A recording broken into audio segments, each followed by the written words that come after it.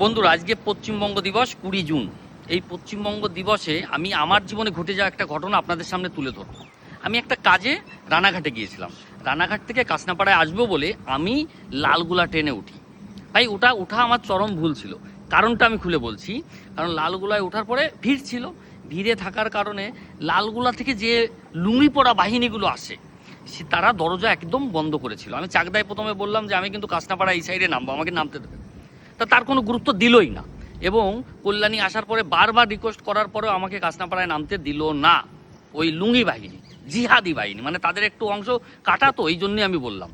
তাদের মধ্যে কোনো সংস্কার নেই, কোনো ভদ্রতাই নেই, কিছু নেই। তারা একসঙ্গে 10-12 জন ছিল, মানে আমাদেরকে মারতে উদ্যত হয়। তো এই লালগুলা ট্রেনে আমি রেল কর্তৃপক্ষ জানাচ্ছি এবং পশ্চিমবঙ্গ সরকারকে চালাচ্ছি, এটা হচ্ছে আমাদের সনাতনীদের রাজ।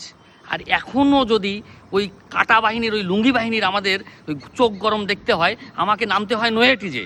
মানে এই লালগুলায় যার যার অভিজ্ঞতা আছে একটু শেয়ার করবেন।